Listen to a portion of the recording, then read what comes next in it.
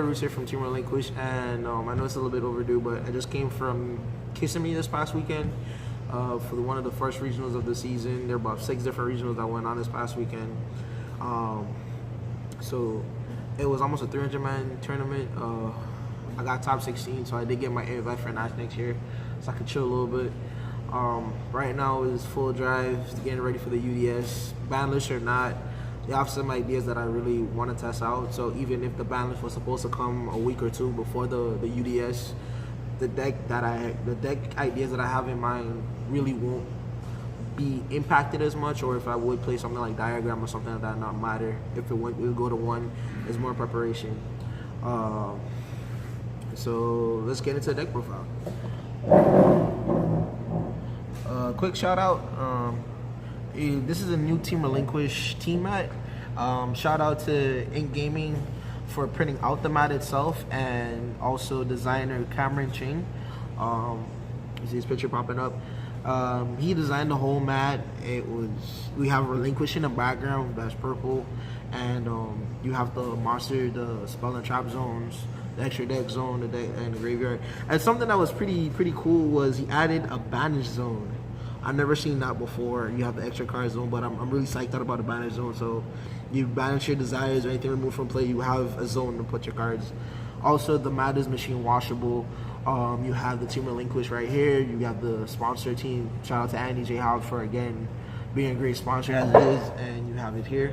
I know for a fact that we're going to be doing some giveaways on these mats.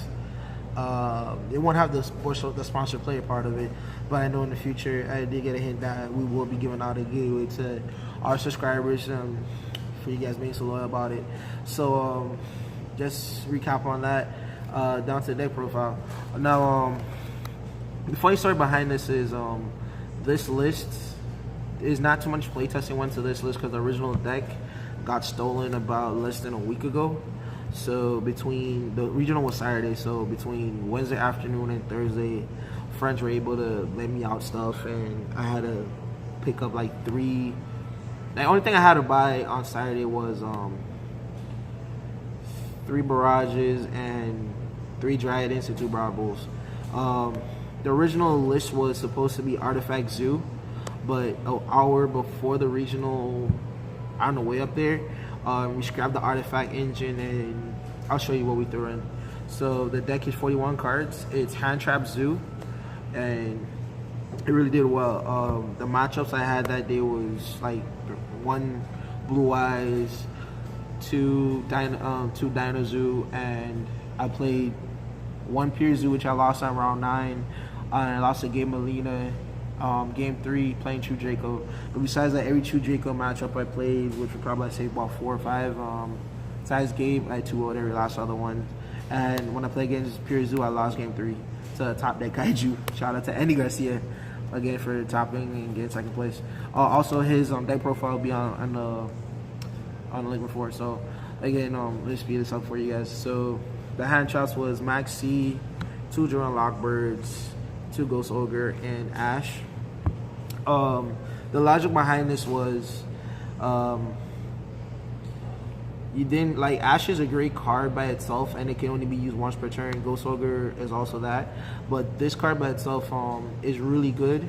If I open up Maxi, we all know is a Divine Beast, but this card was really underrated, and I can see if you go, your opponent goes activate Tanky or activate Diagram. The thing about True Dracos, they recycle through their deck about 2 or 3 cards into it. By when the first Diagram resolve, technically they need like a 2nd or 3rd one because they want the heritage draw as well, even though they'll set up for it. So upon resolution, when they're adding a card, you draw and lockboard them. So it's now they gotta to compensate, because all you gotta do now is tribute summon and pass.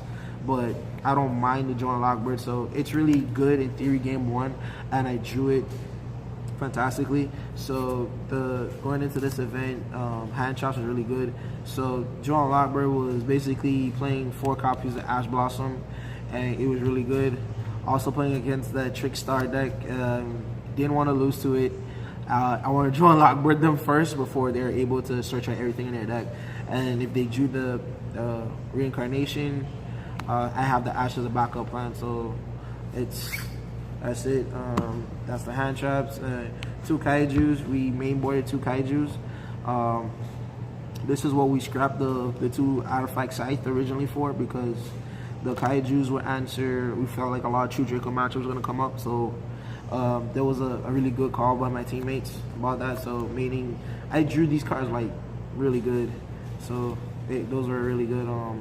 Then you have the Draco engine. You have 2 Raptor, 2 Ram, 3 Riptail, and 3 Thoroughblade. Funny idea was we're actually playing 2 Thoroughblades before, because the tech idea was we're playing Brotherhood of Firefist Bear, which Joe Bogley got the idea from, and the reason behind it is I only had 2 Thoroughblades, but my sponsor, thank out again to Andy House for just spawning there and giving me a Thoroughblade, so he just scrapped the bear idea altogether and we just threw in the 3rd Thoroughblade. This card is practically my favorite Zoodiac now, because I don't know how many times I drew, like in one turn I drew like 3 cards off of this guy alone before I even did the Emerald Plan. That was insane. So that was the Zoodiac engine. That's all the monsters, which I think is 19.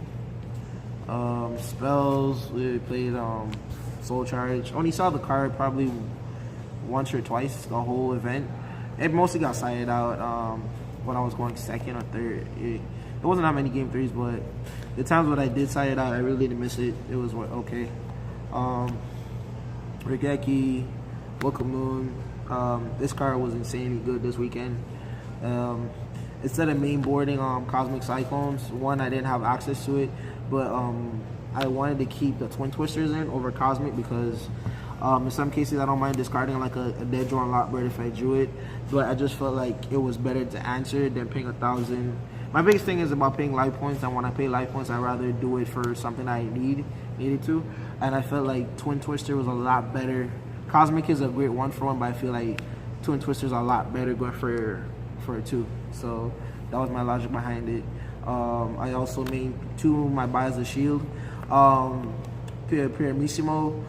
The card is, don't get me wrong, it's phenomenal, but my logic was going into this event after watching the ARG, I felt like a lot of players were gonna do a lot more board wipes, and this card doesn't target, and I don't mind paying 1,500 life points it gets rid of the whole card itself, so it was retarded. I also made 2 Pie Desires. I absolutely hate this card, but because at one point I was making just 1 copy of it, but I scrapped one of my sanctums for this, and I desired into Desires, and I got ashed. But I think I got ashed once or twice for the whole event, but at the end of the day, I mean, some people say it's a +2, but I had to play the card. I wish I could play something else as an alternative, because I really hate this card, but drawing is whatever. But it did get sided out a lot for the event. And 3 Tanky and 3 Barrage. That's all the spells. I think it was 15. Trap-wise, we played 1 Solemn Warning, 1 Zoodiac Combo, 1 Platinum Rare Torrential Tribute. Shout out to Vic for lending me this card. It was fantastic. I drew this card, like, I have a LON first aid one, but I see this card way more, and I draw like it's crazy, so I don't think I might give it back. This is torrential. I draw this way too often. I drew it times I wasn't even supposed to, but it was really fantastic this weekend. This thing was my favorite chop card entire weekend. And I made a 2-dimensional barrier instead of signing it. I feel like when you're playing True Zoo, dimensional barrier is when you're doing like the Raptor Barrage combo. When you're supposed to go into the second, when you go Ram and you pop when you're going midway through the combo and you bring out the Ram and you pop the Ram to bring out the Chocolate Knight from the graveyard, I don't bring out the second Ram from the deck. I bring out a Thoroughblade and discard the Whiptail to draw a card, because I'm always digging out for the barrier, and why just settle for drawing 1 card or say you can draw 2. So I just felt like the incorporation of maining D-Barrier was really good. I never really sided out the card. Or if anything, I probably sided out one copy of it, but it was really good. and to take out the 2 sanctums. For the describe the artifact engine, we main deck 2 floodgate trap holes because it's a card that doesn't target, and it really against the True Draco match, and not against True Draco, but against Pure Zoo, it doesn't target, and just seeing up your opponent's extra monster card zone, it gives me more plays now, and I can get around, like not being able to play your turn without fearing a Trident is really essential, because at that point you're 3 cards ahead of your opponent, and you're able to establish a board, make a double Trident with back row, and your opponent now has to get rid of their monster, or you get rid of them, put damage, and they have to play catch up now. So they're playing too far behind now. So, and then this card came against a really good against my Blue Eyes player, because he summoned Chaos Max on me, and I just booked it, and I had the Regeki in my hand. That was the main deck, 41 cards for the extra deck.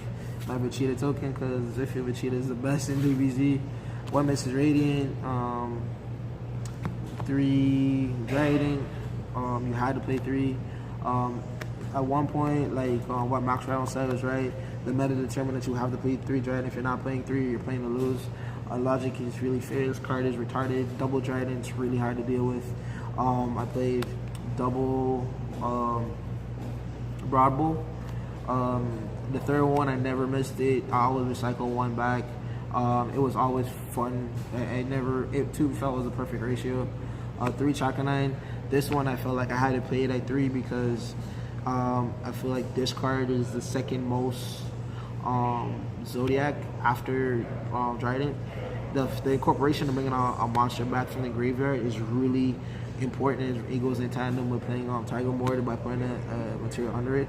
I feel like those are playing 3. I would not play the 3 Tiger Mortar because sometimes it subjects itself to like a Ghost Ogre. Sometimes your opponent, like, it's one of the only zoos besides Broad Bull where if you activate Tiger Mortar and it gets Ghost Ogre, sometimes if you're targeting the Tiger Mortar itself, your opponent Ghost Ogre, you're losing. So it's a -2 on your part for just the Ghost Ogre and whatever materials you have under it, compared to you get a monster off of the Chakanine, you get a search off of the Broad Bull, and you get a spot remove off of Trident. So I felt like this was the least favorite out of all of them, compared to playing Borbull and Hammercon.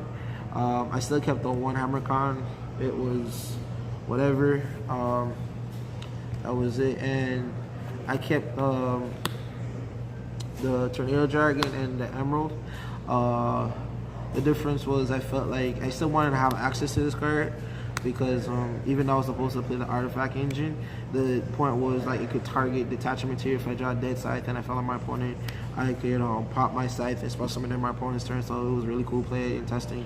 But I wanted to have access to spell and trap destruction, even if I didn't have Twin Twister, and I did expect a lot of True Draco matchups. So I still wanted to have access to this card, because in some cases you open up the Rat Barrage combo, I wouldn't go into Trident, I wouldn't go to Emerald. Sometimes I just go into the Tornado Dragon because my opponent has to deal with this. So you would have Trident, Tornado Dragon, a Mrs. Radiant, a back row, and a face up Barrage, and that by itself, and you have cards in your hand or you have hand traps. So that would by itself, you have 2 play disruptors, a back row, and you have a monster. Because what a lot of players don't understand, they know is having Mrs. Radiant with this combo, it decreases wind material monsters by 400 attacking defense. So Emerald will go down from 1800 to 1400, and I felt that was really essential. So I found myself in most cases really going into Tornado Dragon and into Emerald. So depending on how my hand came out, I really felt that Tornado Dragon was really good. If I was supposed to make any changes, I'd probably keep it the way how it is, or find a way to play the second Hammercon, because I feel like more names are more important. So that was the extra deck. Sideboard was more Kaijus, 1 Dogger Run, 1 Jinkiroshi, and 1 Interrupted Kaiju Slumber. Again, the option was that the method behind this was I didn't want to draw too many slumbers, because I already made 2 Kaijus, and at some point I drew too many Kaijus, and that's why I lost the game. So that's why I didn't really want to to play it. And even at 1, it wasn't bad because you're already playing 2 targets in the main deck, and you have 2 cards. So it was, the Kaiju packet wasn't as bad. If anything, I might continue keeping it up, or I might bump up some of the 2 just so I could see it. But that was it was alright this weekend. 3 E-controller. This was one of the least cards I cited all weekend because intricately I really won a lot of games, and my deck was strong enough, to be honest. So I just want to have access to it. I won't say not to cite it, but it was always there. I cited it once, round 9, I want to say, and Andy drew the enemy control before I did. So, but yeah, it's a really good card, and I'd rather have access to it than not play it. So it's still good in theory. The Imperial Order and Macrocosmos. The Macrocosmos, I got more from Justin Singh's idea about it. The Imperial Order, this card should not even be off the ban list, but Macrocosmos was truly unfair. I drew this card a ridiculous amount of time, even as a 1-of. It won me a lot of games that I shouldn't have won, but it got the job done. This card, this was the most powerful sideboard card that I cited almost every game, or 90% of the event. That's it. 2 Mirror Forces.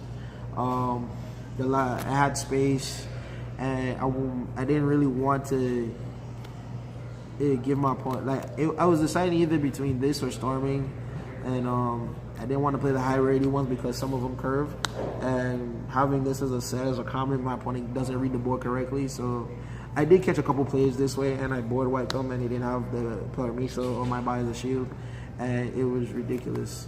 So that was it. This card was the most powerful card all weekend long. If anything, I probably would scrap the Mirror Forces and put in a 3rd copy of this going forward before the ban list. But this card was ridiculous. I remember one time against my opponent, I had this set, a D-Barrier, and a Imperial Order, and I had a Ghost Zoodiac Maxi in my hand, and it was against True Draco Zoo, and my opponent activated, and I just go activate Magic Deflector, and he just scooped. So it was just ridiculous. It was pick your poison pretty much. This card is ridiculous. The fact that you can negate anything on the field, especially for that turn. Once it hits the field, its effects are negated. So one crazy play is my opponent activated Gigantic Diagram, Change, Stormforth, and I went Magic Deflector, and he just scooped, so it was retarded. I tested this out this weekend. I'm pointing up the Red Lotus. It was really good against my I started this card about 4 times, and I was only able to resolve it once against my Dino matchup round 2. He opened up Ultimate 2 Conductor Tyrannos, that's a Torrential Tribute, the True King Lego Gazelman, the True King Fire Guy, and a Baby Source, and I just took away his Baby Source, and it was just game from there. But going forward, I would scrap this card. I'm not saying that it's a bad card, but I'm saying is Mind Crush is better than this card. I can hear a lot of people's argument is this card is good going first, and you can jump multiple copies. But here's my thing about it is information is so key. But Mind Crush is better in the sense that it's good in the beginning of the game and it's good in late game because your opponent searches, and if they go diagram search, you can flip the Mind Crush and then reveal their entire hand, and to see how a second Mind Crush, it can really devastate the whole game. So later on, like when it comes to searching, I feel like this you can play 3 Mind Crushes over this, and that's the deck.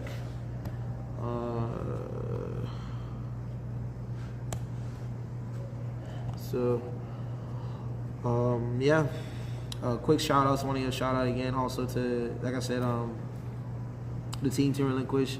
Want to shout out to my teammates for lending me cards, like Edward for the Joe and Lockbirds, Julie Tanamoto, Pascal's sister Pichu, also one of our teammates for the Regeki. Drew that shit for Regeki like it was water. Shout out to Gio also for again his top 8 with his True Draco. Shout out for PPG for also contributing to the community as much as they can. Vic Merck for the crazy ideas of whatever it is, and also again, it's our sponsor that literally said to main these cards. To be honest, like scrapping the artifact engine was the right call for this event, and I'm glad it played out that it did. So now there's preparation for the UDS. Also, shout out to anybody that let me borrow cards and just being supportive me, helping me push forward. And this your boy Rootz signing off from Dream Relinquish. Till next time.